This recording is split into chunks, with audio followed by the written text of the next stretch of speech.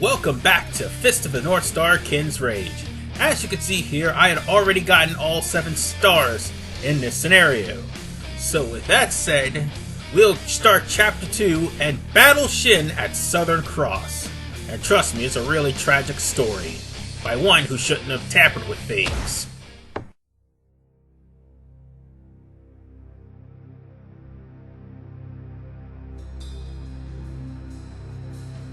An ancient prophecy warns that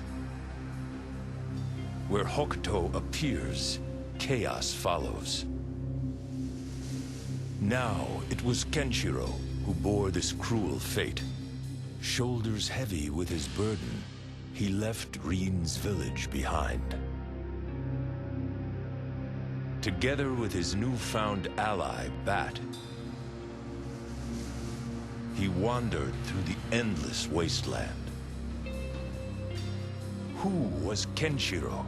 What was he fighting for? All that was known was the fearsome power of his fists. His ability to devastate the human body with precision strikes. That is, his mastery of Hokuto Shinken. Kenshiro walked ceaselessly through the barren desert. Where would the North Star lead him? In the distance, the South Star shone a brilliant blood red. King, it's time to end this. Hokuto Shinken? So you're still alive. Chapter 2. A fated reunion.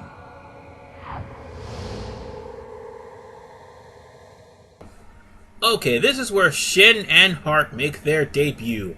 Shin is basically a character only playable in Dream mode, as is Heart. However, Heart you actually have to spend money for. Anyway, Dream mode and this game entirety can be really hard, even with the Meridian chart unlocked the way it is. Especially if you're trying to go through mission bonuses, trying to get all the mission rewards. I already managed to do that here after I got the Hokuto 7 Stars of Death. Huge mistake, because there's one measly little problem with that. This stage has 2 bosses, both of which can and will go into Harbinger of Death. And that is the last thing anybody needs. So, basically we're going to be escorting villagers, as well as rescuing them. Hokuto Shinken is invincible. That's all we're going to be doing here. So now we can talk about the story of Shin. Shin would have been a good man if a certain someone had not poisoned his mind about Yuria. And the minute he did, Shin became an evil villain. Hey, those are King's Just men. walks up in front of Kin, beat the crap out of him. Please. Gave him 7 stars, took Yuria from him, and left him to die in the desert. And not to mention, something that people don't know, Zed actually worked for Shin. So, yeah. I really wish I could help. He basically is the guy who was just causing trouble and mayhem in the name of Shin. Because this group of villagers was being harassed and assaulted. Not to mention the other group of villagers that he ran into at the beginning of the show. They were being assaulted by King's men because of the fact that Kenshiro was on the loose. So yeah, Zed was basically affiliated with Shin, Please. even though he was his own gang. Those guys, they stole our seeds. It's all our village has. But before I continue on with the backstory of Shin, King's not the kind of guy you want to mess with. now we have to deal with what's going on in the actual game, and that is an escort mission. We have to keep these villagers from dying, and whatever health these villagers had, from the first part of this objective will carry over throughout the entirety of this objective. And this objective is plain and simple. Or at least I would say that if it were not for one thing. These villagers stay still, do not fight back, and more importantly, they get in the way. And it's more apparent, especially when there's crazed motorcycle maniacs running into them. They do not know how to dodge, nor do they not know how to break down a wall. I mean, they could just grab somebody's axe and use it. But then again, this is just the North Star, and this is Kenshiro's show, so he's got to do the amazing feats of strength. Anyway, the fact is, these villagers just stand there like ducks. Well, as soon as I break this area down, they stand there like ducks and let themselves get run over, literally, by motorcycle guys. Not to mention, they'll end up being in dire straits after that. So we're looking at like 3 or 4 hostage situations. We went from rescuing the villagers to escorting them to rescuing them again. So yeah, we're going to be dealing with that, and also we're going to be dealing with these guys. Now, you can't just take the motorcycle from them after you kick them off. And yes, they are assholes for doing this. Thankfully, I've already upped my Meridian chart. Otherwise, I would be in the yellow right about now. But, yeah, kicking these guys off of the motorcycles will not allow you to ride them. So it's not like Dynasty Warriors. It's got to be a stray motorcycle that nobody's ridden before. And these guys literally have a motorcycle signature move. Like that. I'm surprised I did not lose any of the villagers just yet. Which is a... Dude, why didn't you dodge? No cower in fear, move the hell out of the way. Damn. Would it hurt you?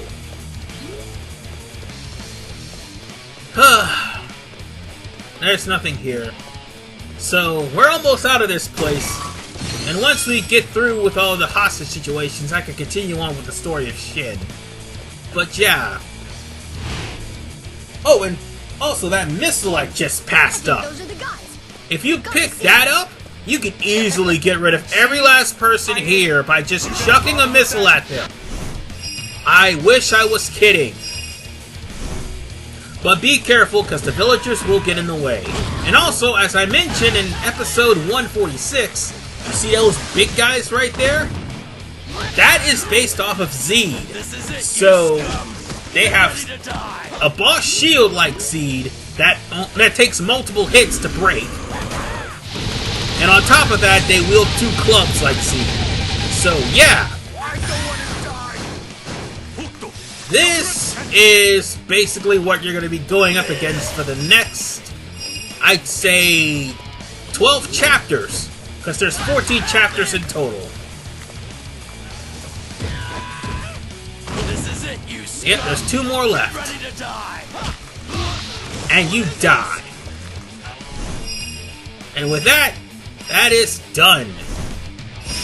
Now, we can just go over to this area here and break it down, because I do have Hokuto's 7 Stars of Death equipped, but I do not want to risk Harbinger of Death, so I am going to continue. But this is the wall you're going to have to look for when you have the Hokuto 7 Stars of Death.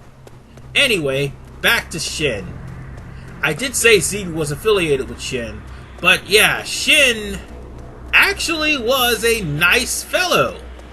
I mean, it's easy to have jealousy take over. Your lives are in the palms of our hands. We choose whether you live or die. And to make things even worse... Oh, there's another Rescue the Villagers mission there, by the way.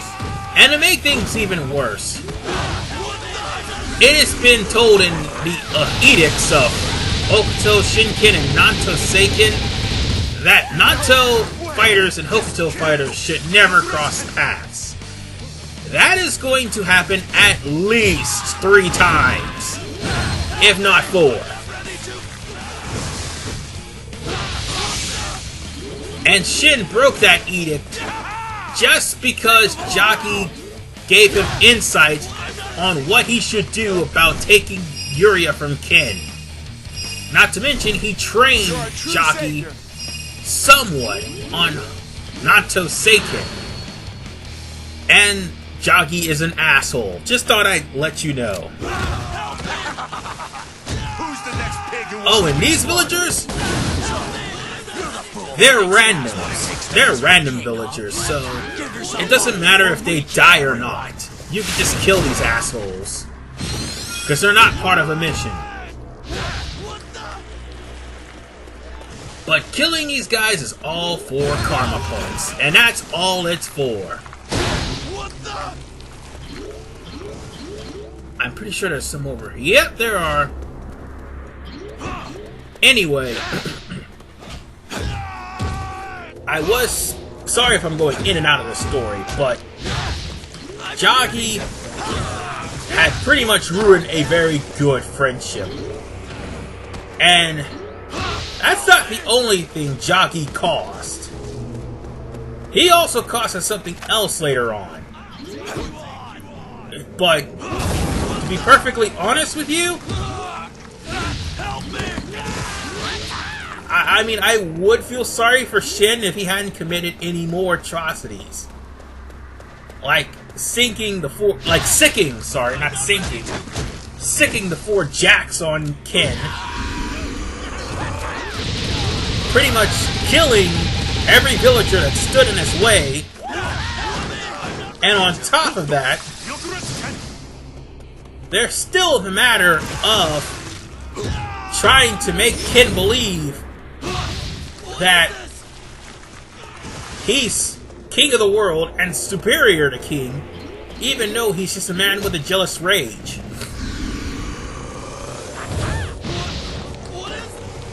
And that was the Hokuto 7 Stars of Death in action. So would Shin be... So the question would be, people, sorry if I bounced out and in of a story yet again. The question would be, to all of you, would Shin have been a nicer guy had he not have met Jagi? Or would Shin have acted out of jealousy and his own volition? Because after all, Shin would have pretty much submitted to, in my opinion, Shin would have just submitted to Kenshiro and just would have accepted Kenshiro as a friend who's beaten him in a love war. Yeah? So? What's the big deal?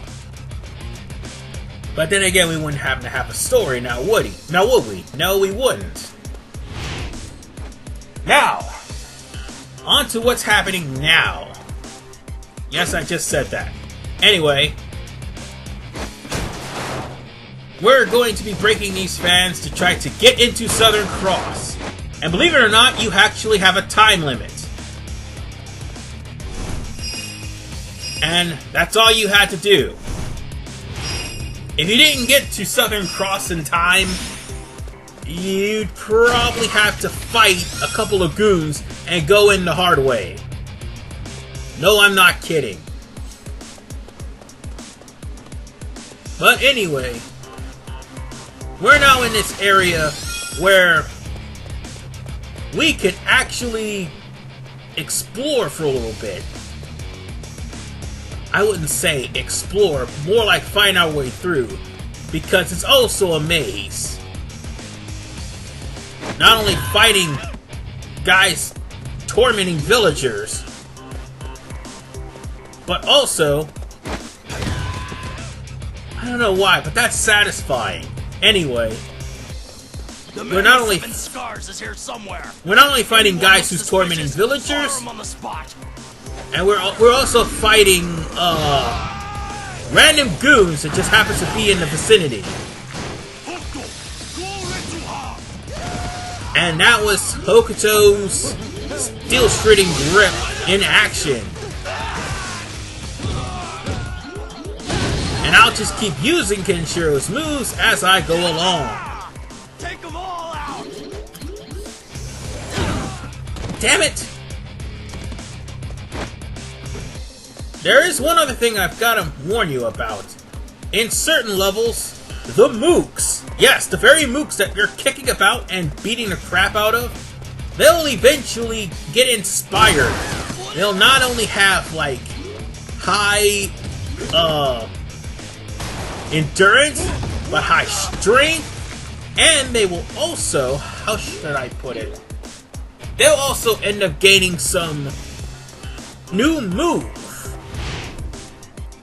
Whether one of the mooks are learning Nanto Seiken or another mook using a crossbow, shotgun, or throwing Molotovs. Yes, that's the main thing they'll normally do. Throw Molotovs.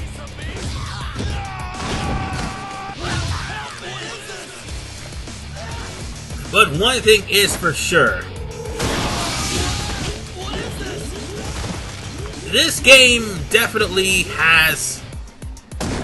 If not, I mean, it has its strengths, but it also has its weaknesses. And the weaknesses of this game is this puzzle right here. One of them, anyway. I mean, yeah, it may seem like I don't know where I'm going, but I'm trying to get a... Ah, there it is. Trying to get a scroll, having to go all the way around this little maze area here. I could have already been done with this, but it's best to pick up as many scrolls as you can.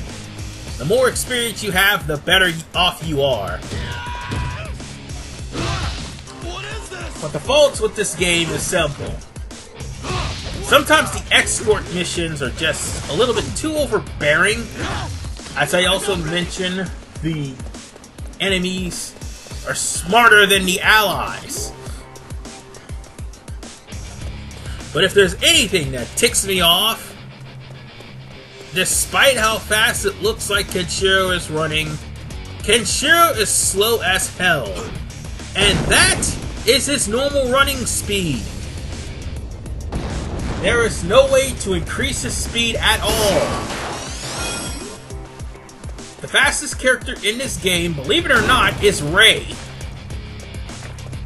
With Mamiya taking second and Shin, the guy we're about to face, taking third. That is a damn shame. And the thing is, Kenshiro is the star of the show. And then again, in most of the Fist of the North Star games, Kenshiro had to literally be altered in order to be fun and playable. Well, and by it, I don't mean Kenshiro, I meant the game entirely. Because he was literally based off of the show in most of the games. Most of the games would have just Kenshiro being played as, while everybody else just gets totally ignored. Oh, I almost forgot to mention something about these big goons I'm fighting right now. They tend to call in more mooks. And as you can see here, they threw a Molotov.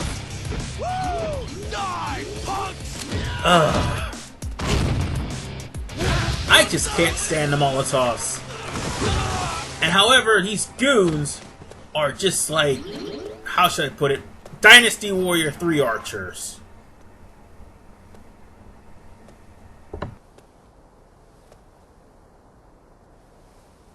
So, you're the man who uses Hokuto Shinken.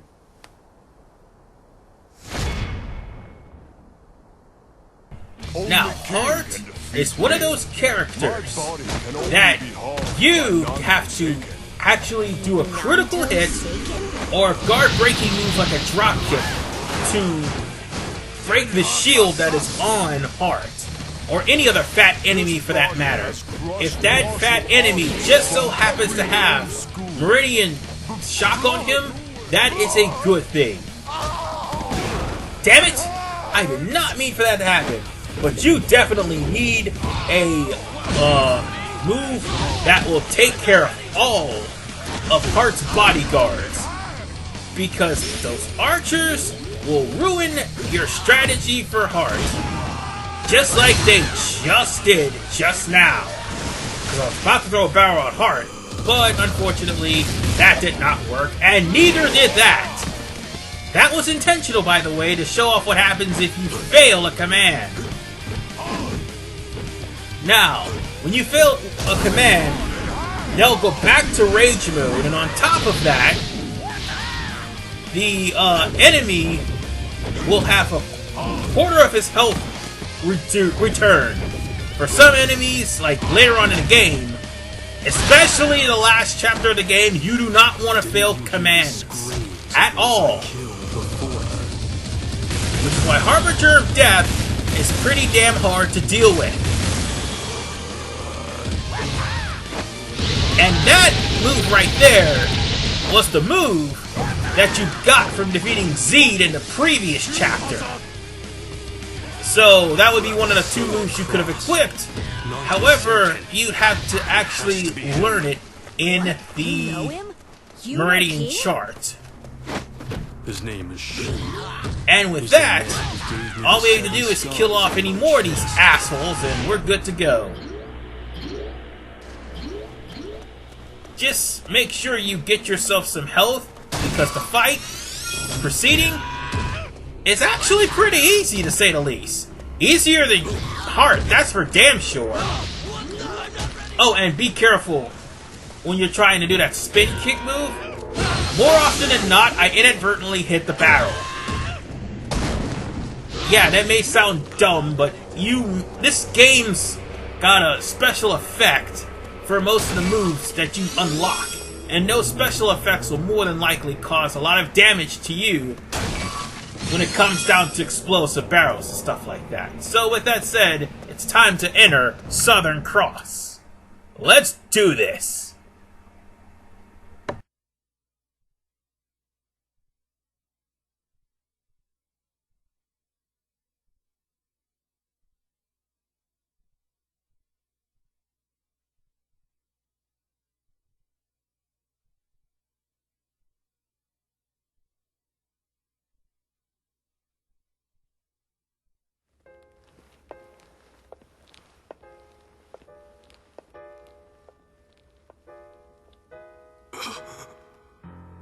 Kenshiro, we meet again. I crawled out of hell just so I could find you again. You want me to kill you that badly? Where's Yuria? Yuria? I thought I'd treat you to your former fiancé being killed in front of your very eyes.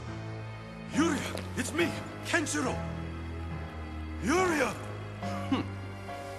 I'm afraid she's forgotten all about you.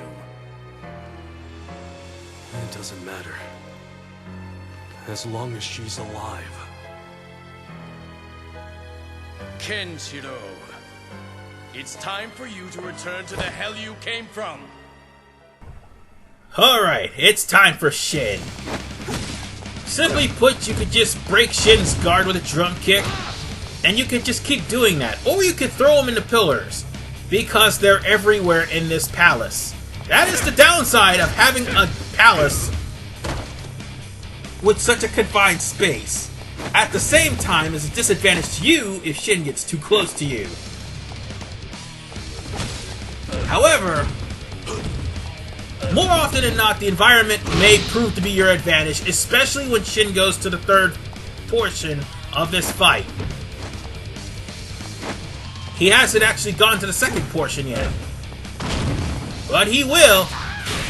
And he did. You'll never be able to match me. God damn it. Not in this life. And here we go. Turn around, idiot. Shin is in the third. Oh god, no! Damn, he actually got me. But yes, Shin is easy. You can use the environment to your advantage, especially when he's trying to use Nanto Seiken to seek you out. He'll either hit scenery or get caught onto the pillars where you could just wail on Shin. A little bit too early there. And of course, I got him in a Meridian Shock. If you manage to get Shin in Meridian Shock, that is just great for you. Oh, and also, Hokuto 100 Cracked Fist is his weakness. The rage flow through you. You have to be ruthless if you want true strength. Speaking of which, if you have an aura attack, by all means use it. Otherwise, avoid Shin. Yeah, counter aura with aura, and that's all you got to do. That will save you a lot of trouble and a lot of misery against most of these bosses. And with that, we are done with Shin. In the next episode, we will actually divert from Kin's path and take on Rei's path, because it's the only one in the game that's unique and not shared with Kenshiro. See you guys in episode 148.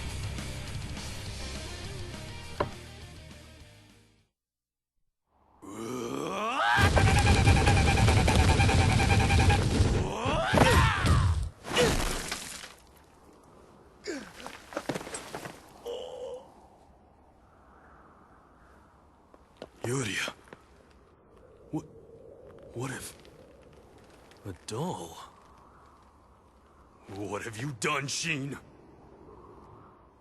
She's gone. Yuria's gone forever. This whole town, it all belongs to you. So, how do you feel about me now? My heart will never change. And until it does, you will never stop doing this. Ken, I can't keep my promise to you any longer.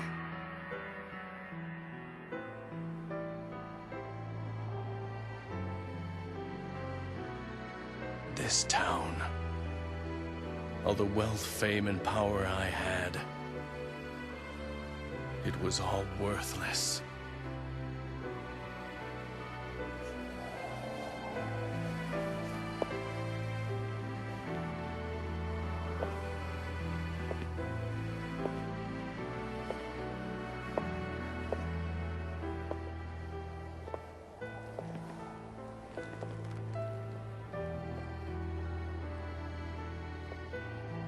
I only ever wanted one thing.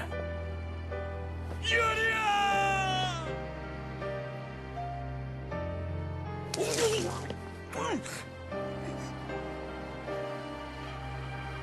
It seems my time is up. But know this. You will not be the one to kill me. I will. Goodbye, Kenshiro!